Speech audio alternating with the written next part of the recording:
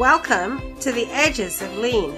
I'm Bella Engelbach, and in this podcast we explore the human and creative side of lean thinking, unusual places where lean thinking is practiced. We meet people who are practicing continuous improvement in many different flavors and styles. So come along with me on a journey to the edges of lean. Episode 50, Continuous Improvement and Root Goal Analysis with Gregory Offner. Hey, it's episode 50. Amazing! Do you remember when you learned about root cause analysis? My guest, Greg Offner, is focused on goals. So what does he do? He guides his guests with root goal analysis. Why are goals so important to him? Well, let's let him tell the story. Greg Offner, welcome to the Edges of Lean. Hi, Bella. Thanks for having me. I'm excited to be here. Greg, it's really nice to have you here today. Can you please introduce yourself to us and tell us what you're doing now and the path that brought you to where you are today? The path was winding, for sure. Yeah. I had a stint in corporate America where over 15 years I built and led sales and marketing teams. Some of that work was international. Much of it was domestic here in the United States and in varying industries. And during that time, I was introduced to the lean methodology, got my belts, as they say. And the thing that most people didn't know was that at night, I had an alter ego. I had a second life. And for the same amount of time that I was in the corporate world, for that 15 years, I was also performing at night as a dueling piano player. And I know that's conjuring up some people's images if they watch the show Parks and Rec of Duke Silver, the alter ego, saxophone playing alter ego of one of the characters from that show. But yeah, at night I would play at the piano bar here in Philly. And then as I would travel for business, I would book gigs all over the world. So I've played on 5 continents in many, many countries. And all of that kind of came to a halt in 2015 when I lost the ability to use my voice. I found out I'd need many surgeries on my vocal cords to even save my voice, to give me the chance of speaking and singing again. And in that process, I decided that what I was really passionate about wasn't found in the corporate world, but was found in the work that I do now, which is helping corporate leaders, helping organizations all over the world develop their people. I call it taking the irk out of work. I know that might surprise some of your listeners, but the world of work doesn't always have the best reputation out there. And so I don't think that's a big surprise, but taking the irk out of work. Wow. So what was it? Was it the experience of not being able to communicate with your voice that brought that to you? What was it that really said to you, this is where I need to go? Well, I realized pretty early on in my career that there was something wrong with the way we work. I have nothing against business. I think business is the best force for change and transformation on the planet. When a business is run ethically and consciously, we can do amazing things we can't do with a government, with an NGO, with a nonprofit. Business is a great force for driving change.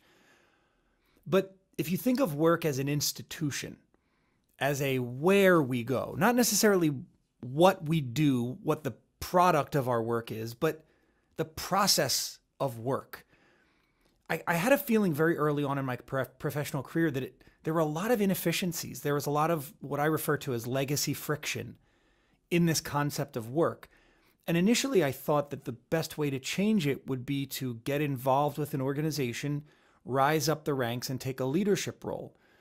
But I found the higher I got in every organization, the more I found there was layers and layers of red tape I wasn't expecting, or what was the grass is always greener syndrome with one organization turned out to be, no, it's the same grass.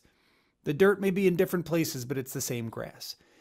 And so that experience of losing my voice caught me at a period where I was so frustrated with moving from one industry to another, rising up and then sort of getting disenchanted by more bureaucracy.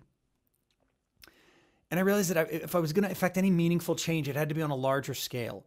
and it had to come from outside. So I had earned enough data, I'd earned enough sweat equity in the world of business to be able to speak from experience, to speak from a place of personal experience. Now I needed to speak to a wider audience. And losing my voice was that catalyst. How some people have a life-changing experience that makes them say, I want to spend more time with my family, or I want to go see the Himalayas. I wanted to make the change now because I didn't know how much more time I had with my voice. And I thought if I wait, I may never be able to do this ever again. So I left the corporate world, and now I've started working with the corporate world, but as an outsider who brings insider's experience, who brings an interesting perspective from the world of entertainment, which makes the work I do fun. It's not super, I don't take myself very seriously. The work is serious, but I like to have fun while we're doing it. And it seems to be resonating. I mean, I've worked with virtually every industry right now on several continents. And the work I do is not only fulfilling, but it's transforming other people's lives too, which is what I really love.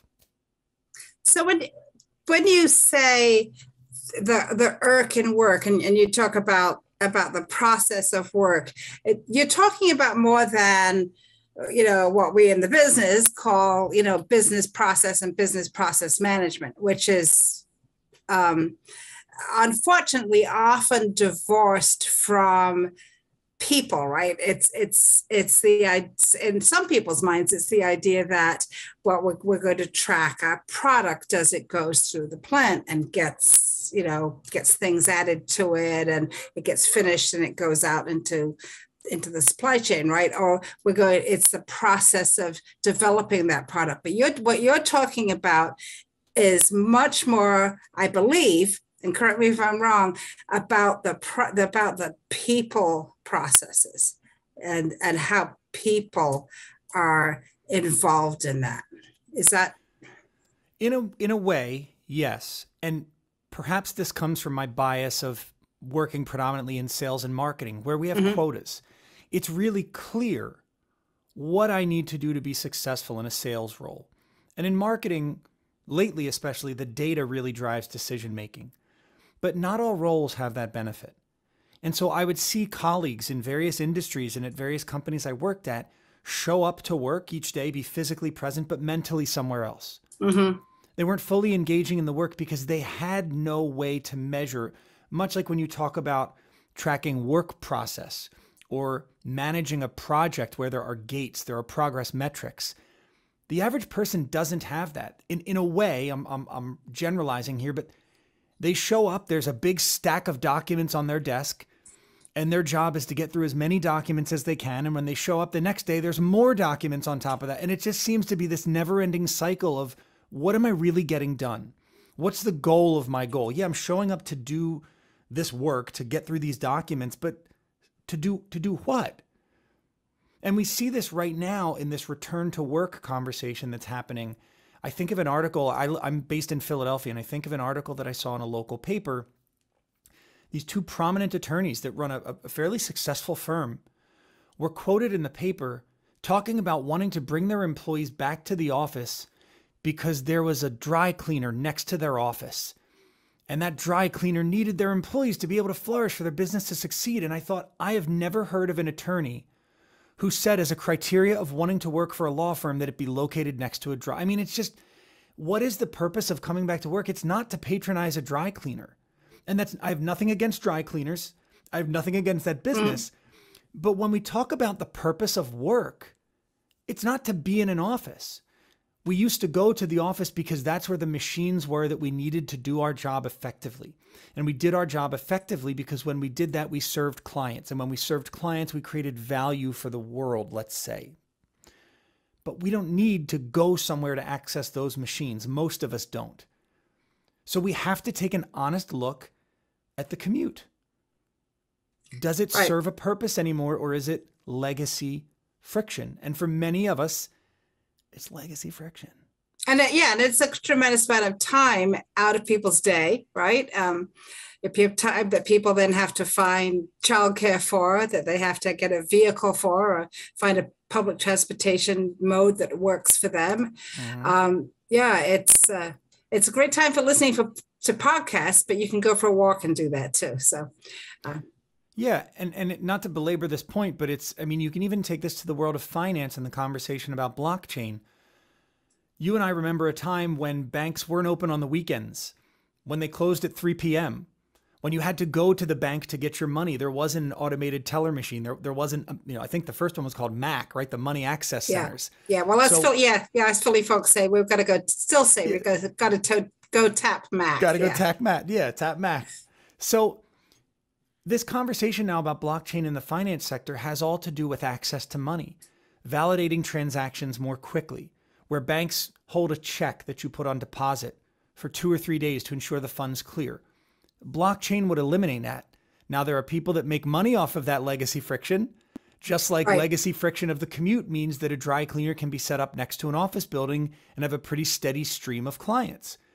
But the world changes. We don't use telegraph machines, and those were once the best way to communicate. And business is being very resistant to this. And what I love about your audience is that they're plugged into the idea of continuous improvement, of finding ways to eliminate legacy friction in whatever line of business they're in. I want to help people do that, but maybe not as relates to processes, as relates to people. I think I get it. I think I get it, Greg. So clue us in a little bit on the relationship to being a musician, being in entertainment, and the work that you do.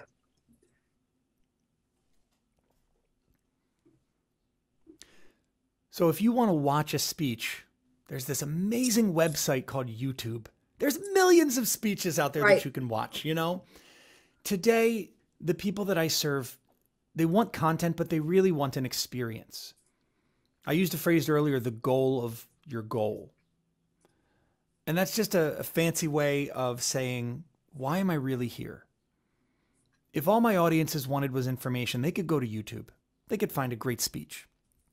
But they want an experience. And so my background in music allows me to create a very unique experience where music is used not just as entertainment, but as a metaphor.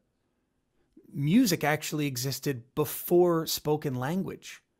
So it taps into a part of our brain that's even deeper than logic. And so when I use music in the program, it not only gets the audience's attention because they don't normally expect a piano or a performance during a keynote. They expect talking. But it also taps into that part of our brain that says, okay, I'm in for a story. I'm in for something that's going to be really helpful because this is speaking to a part of my brain that's pre-language. So it's a nice device for me to be able to use in the programming. But it's also an interesting experience when we talk about performance because most folks don't think of their office as a stage. But I think that when you walk into the office, it's just the same as a performer walking out onto a Broadway stage. That is the corporate stage. And how we perform when we're on it dictates a lot about our satisfaction. And that's got to be true, right? Also for the virtual world, right? So you're meeting with somebody on Zoom, or whatever your connection point is. That there is that performance aspect, right? Of being able to get and hold attention and be expressive in a way that really gets your point across. Mm-hmm. Yeah. And so there's something about the way that we show up on Zoom that's contrary to the way many of us show up in offices. For example, if I were to show up on this call today, right, we're on Zoom, we can see each other. And if I got here and I said, hey, Bella, great to see you. And then I disappeared. I went down like this. And for those of you who are listening, not watching, Greg just disappeared from the screen, pop back up. Yeah, that's where he went. So tell me, that's disruptive, right? Yeah. I think it's disruptive for your experience of this Zoom call. But when many of us show up to our office, when we were showing up to offices, we had this funny ritual of going to our desk, putting whatever belongings we had down. We're on stage. Yeah, we're there. And then what do? We go to the washroom, or we go to the kitchen, or we go to a colleague's desk. And are we here to work, or are we here to do other things? We're on stage now. And the people around us notice what we do. They're judging us. It'd be similar to a professional sports player walking out on the field.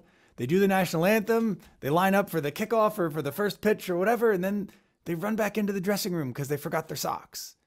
I mean, we have the strangest routine when it comes to work. And again, I think this goes back to the idea that work as a process, what I call it, the institution of work, it's got its problems. It's got some irksome features to it. And so the work I do aims to take the irk out of work. So when you meet with people and work on this, what are some of the big irks that really get to them? You talked about the commute already. What else is irking people? Well, one is the misalignment of incentives. When you think about most people, their office is not where they would choose to spend their time if they could. We're seeing this now. Yeah? Yeah. Mm-hmm.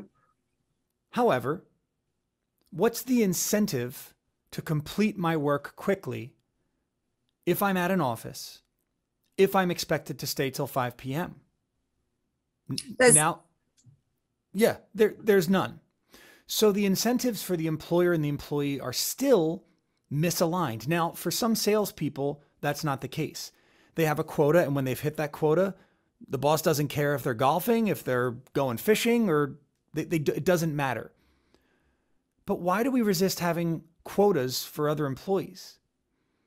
It certainly is going to take more effort on the part of leadership to determine exactly what it is that I need you to do. But when that's done, there's now incentive to innovate, to be efficient, to be effective. And folks would be eager to work because they'd know that they could leave work when they were done. And that comes back to that reminds me. Go ahead. Yeah. I was going to say, it reminds me of a situation that happened early in my career where I was working as a writer at the time. And I was able to do that fairly quickly to get through my work and get my writing done. And there was another woman who really struggled with her writing. And when her writing went to the editors, she had to get a lot of revisions done. And she would stay very late at night because in those days, as you said, the machines were in the office. We couldn't really take that work home. She stayed late at night to make those revisions and get her work done. And I remember one day being furious when I heard somebody say that this woman was so amazing. She was such a hard worker. She was putting in such long hours. I thought, well, that's really kind of stupid, right? Right? Isn't it better to do the work right, get it done, and then have, at that point, I didn't think about being able to leave early because that just wasn't done. But then we could do more other things that were important that needed to get done.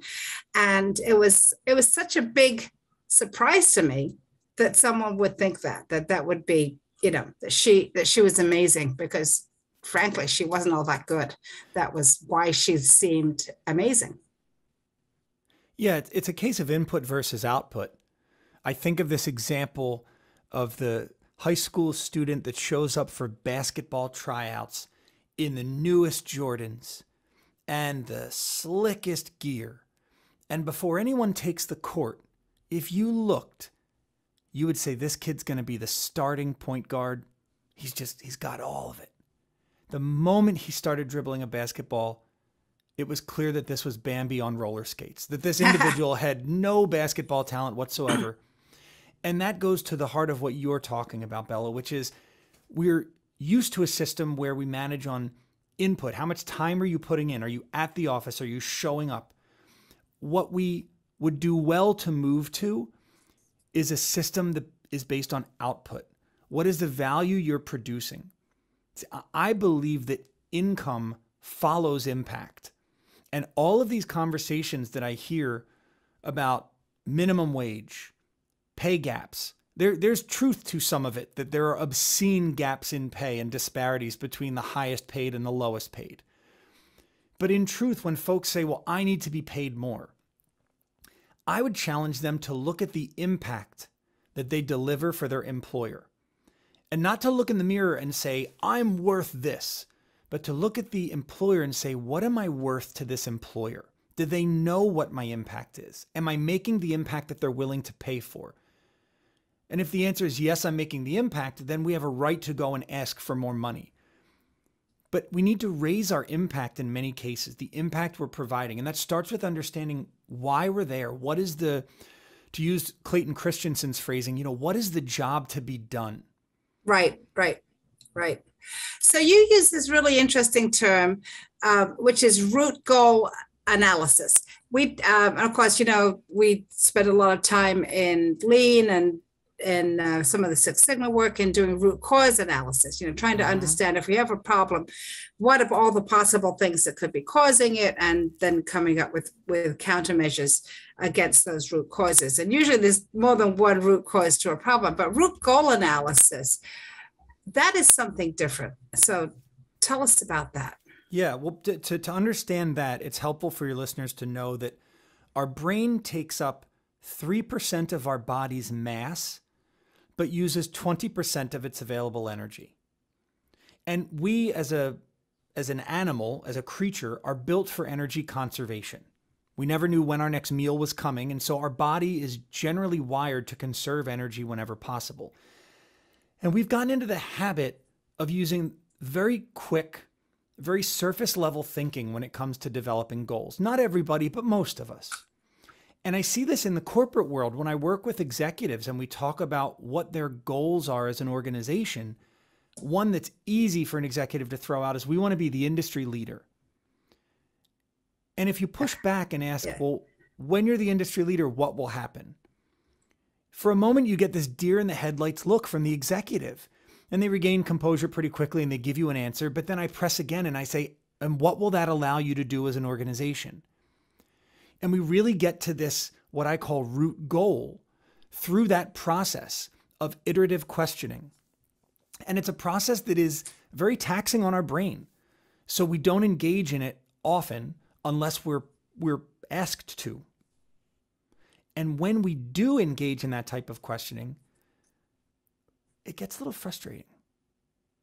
It kind of feels like we're being attacked. See, I used to ask why. We have the 5 whys, right? Right, yeah. But why is a pretty confrontational question. So what I realized was that asking someone, what will that allow you to do? Or what will happen when? Sort of gets them in creativity mode. It takes them out of defensive mode and it puts them in creation mode. And so this concept of root goal analysis really starts with identifying a goal and then saying, when I achieve blank, whatever that goal is, I will be able to, or achieving blank will allow me to. And when we can fill in the end of that sentence, that's closer to the real goal. But then we do that again and again and again until we get to a point where we look at the answer that we've put down on paper and say, I don't know. I literally can't justify it any further than saying that's what I want. And when we get to that point, it's likely we've achieved what philosophers call an autotelic goal, what I call a root goal. Autotelic in Greek is 2 words, auto meaning self and telos meaning goal. So literally the goal is this. And for a lot of people, it's the experience of, you asked how I bring music into the work I do. The experience of playing music for many people is just an autotelic goal. Yes, I'm a professional. I get paid to play on stages. But when I sit down at the piano in my home and I just play, I don't know. I just like it. I like the way the music feels when I can feel it in my body. I like pressing I just like it. I can't explain it in any other way. That's why I play, because I love it. That's an autotelic goal. And it's worth, when you get to that point, it's worth the practice, right? It's worth the time spent on the practice and the money spent on the lessons and having to manage the feedback and all of that, because you get to that point where, this is it. This is the state I want to be in. But you're talking about corporate goals, right? So even personal goals. I think managers could get so much more out of their people if they helped them set these root goals. Because from my personal experience, when I was a salesperson, I said whatever my manager wanted to hear when it came to quota time. That just get off my back. Here's my quota. And because I wasn't connected to it, if I hit it, great. And I hit it more often than not. But when I didn't, who cares? I didn't really care. It wasn't a root goal. And if my manager had this process to be able to use, I'm thinking of one job in particular, which is why I'm saying he, because I've had all sorts of managers, but he could have said, okay, well, when you hit this quota, what will that allow you to do? And even just thinking about it that way, the smile on your face, now we're justifying these goals in a whole other way. And when we create that emotional connection, that autotelic connection with a goal, all of a sudden now I really, really want this. And I know why I want this. Go ahead. I coached a guy. Where this came from was one conversation I had several years ago, this idea where I was coaching an executive, small company, was ready to retire, but said I needed to buy, he told me, he said, Greg, I need to buy a 30-unit apartment building before I can comfortably retire. Now, he wasn't in the real estate business, so I thought this was a very strange thing to say. And I said, well, tell me more about what you mean, because as I understand it, you have a pretty good schedule right now. You have a lot of freedom and flexibility. He said, well, I want to spend more time. He said, Greg, I want to spend more time with my grandson. I like fishing. I want to go on more fishing trips. And when I'm on these trips, I'm often unreachable. And I know that the passive income I could generate from this apartment building would give me more time to go fishing. And I'm not an Ivy League graduate here, but I knew that the apartment building was going to create new problems that he's probably not accounting for, and that he doesn't have the experience to manage right now. So I pressed a little bit further and ultimately said, if I could show you a way to create the space to go fishing without having to buy this apartment building, would you be interested? He said, sure. And it was then that I realized that it's not normal for us to get to that autotelic point when we're setting goals. We get to what sounds like a good goal, where if we're at the bar or with friends and we say, hey, you know what? As soon as I get this apartment building, I'm going to be set to retire. They go, wow, that's great. Wow, an apartment building. Hey, or hey, I want to be a millionaire. Great. There's nothing wrong with being a millionaire, but do you know how much work that is? How much sacrifice that takes? And when you ask most people why they want to be a millionaire, most people come back with some sort of answer that actually relates to the concept of freedom. I want more freedom in my life. They believe that being a millionaire will give them that freedom. So the logical question is, if I could show you a way to get more freedom without jumping through all those hoops of becoming a millionaire, would you be interested? And most people, and of course, people will say yes to that. So now with it, so go back to the work environment, right? And so as you are working with an individual or an organization on goals, how often does it come back to, I want more time, I want more space, I want more freedom, I want to have an experience versus other types of autotelic goals? Do you see a theme in what is really driving people? That's a hard question to answer, because all of our goals wind up somewhere on Maslow's hierarchy. And probably higher on the hierarchy, right? Yeah, in some cases. I mean, if you've got an employee who's coming to you saying, I want a raise so I don't get kicked out of my house, that's a very serious conversation to have, because that's the bottom need, that's safety and security. I mean, this person is not dialed in when they're at work because they're worried about where they're going to live. More often what I see is working with executives or middle managers that want to become senior leaders. There's this conversation right now around retaining people, and a lot of it has to do with the younger generation wanting a title bump or a pay increase. And so asking, well, what do you think is going to happen, or what will it mean when you get that? So what will it mean when you become a manager? I had a person, I just had this conversation yesterday. So they have an employee that said, I'm thinking about taking another job offer because this company is offering me this title, manager 2.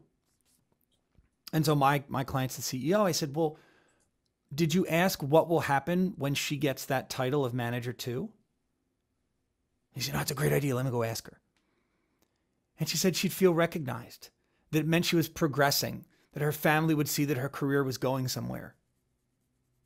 That's not an answer that we would have received if we hadn't asked a question strategically, what will happen when you become manager 2? Because that's not a defensive question. That's, let's create this. What does it look like? Right. And if I can help you paint that picture without the title, or in this case, I did say to my client, I was like, well, can you create a manager 2 title without causing too much problems in your organization? That's often the fastest way to a goal. Yeah, straight line. Yeah. But the goals often relate to how I will be seen by the world or how I see the world. That's really all this comes down to. Money is just opportunity. I mean, it's right. Phil M. Jones, I believe, is the one who says this. He's a colleague of mine. He says, money is the silent applause you get for a job well done. I thought that's a beautiful way to say things. But that's it. Money is just opportunity. So opportunity to do what? Right. And So- then that takes you onto that, to spend more time on the boat, or or whatever it is that the person is desiring or thinks they desire right now. Yeah. But it seems to me that in terms of that particular CEO, Greg, and not to that's part of being in senior leadership is that understanding that one of the things that employees really need is that recognition, right? That they need recognition, that they need to feel that they're progressing, even if it is sometimes laterally as opposed to up, because up is not always available to us.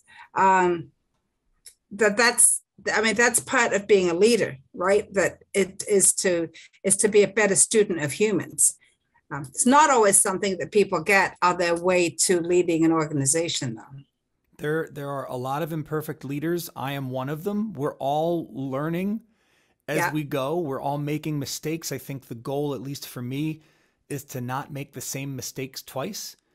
But yeah, emotional intelligence is absolutely an important factor in being a leader. But it's not something that we generally spend a lot of time training. In fact, if you look at the global spend on training and development, there's the corporate world, I can't say corporate America because this is a global figure. The corporate world spends $300 billion each year on training and development expenses. And if you drill down into what those numbers actually mean, 98% of that spend is on job-specific technical development. So if you're an accountant, your training is on how to be a better accountant. Right. What I've come to believe is that accountant goes home to a family. That accountant goes and lives in a community.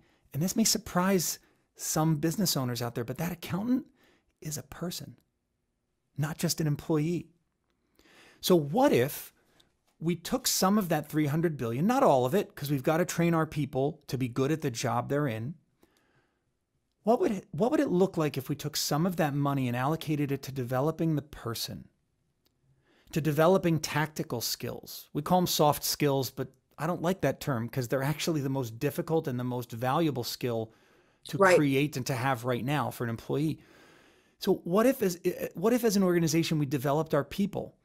What if we transformed our business by transforming our people? What if we took that approach? Because then that person not only brings that fully developed self into the work they do as an accountant, but there's a knock-on effect into the work they do as a parent, into who they show up as in their community. Again, I think business is the greatest force for change. And I think our missed opportunity is that we could change our people. And by doing so, not only transform our business, but literally change the world around us. So what's stopping us, Greg? The investment of time, the investment of money into these soft skills. Organizations are not spending the money developing these soft skills generally until someone's at a senior leadership level. They're not getting coaching at an early age in their career. They're not getting access to these soft skill developments in their early careers. They're generally getting them 8 to 9 years in when they're at a senior leader level.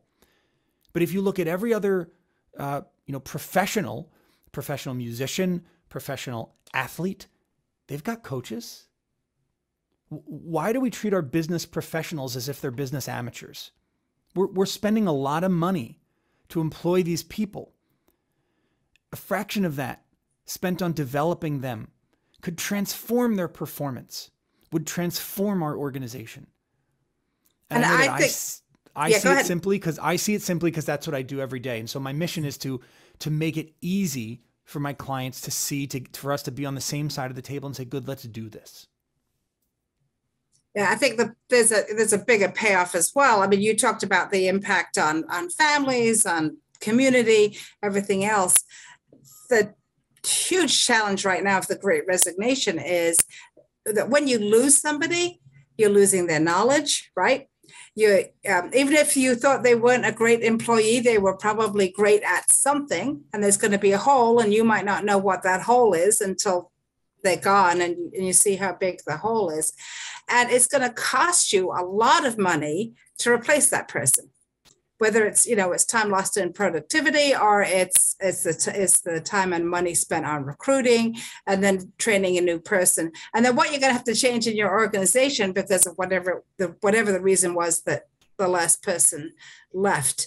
And if the reason the last person left was because their boss didn't see that they were a human being, you're going to spend more money over and over and over again. And it would be highly valuable to spend a little bit of that money on improving how we treat each other.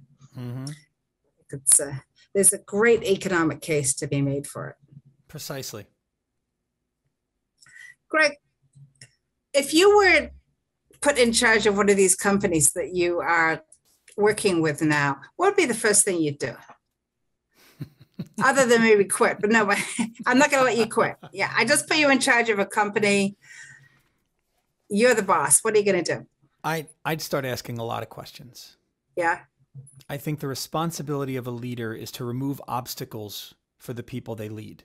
That's why, I went to military school, and in the military, leaders have stripes on their arms, or they have different insignia on their collars that show a level of authority. That level of authority isn't to arbitrarily boss people around. It's to organize people effectively. And generally, they're organized effectively in pursuit of removing an obstacle. In wartime, that obstacle is the opposing force. But in business, I see that obstacle as friction. Our enemy every day, it may be said that we don't need to have an enemy, but if we had one, if I had to identify an enemy of business, it's friction. And not just any friction, because some friction makes you grow. Some friction makes you stronger, but it's unnecessary friction. The primary stress factor for people at work is unnecessary friction. They want to show up, do their job, and go home. Right. Get all the other crap out of my way. And if I were put in charge of an organization, the first thing I'd do would be start asking questions, because it's the people at ground level that know what's going on. The executives don't have a clue. And I say that with the greatest respect for the people that hire me and pay my check. Yeah. But they'll admit that they're so far disconnected, most of them, from the day-to-day operations, that if they're not asking questions, and if they don't have good people between them and the day-to-day operations that are funneling them good information when they ask those questions, they're out of touch. Right. And yeah, that is natural, right? And people will be wanting to cover themselves and not provide that information up. And there's all sorts of systems, invisible systems inside the organization to make sure that the leaders don't really know what's going on. And often it's because the leaders don't want to know what's going on. So you'd be out there asking questions. Yeah, I can't speak to the motivation, but I would simply say if I were put in charge of an organization, I would start asking a lot of questions. Right. Greg, how can people find you? They want to catch up with you, have a conversation, meet you. Yeah, so I'm on. Thank you for asking that. I'm on all the major socials, LinkedIn, Instagram, Twitter. LinkedIn's where I hang out most of the time. It's where I put a lot of my content up. You can find me on YouTube.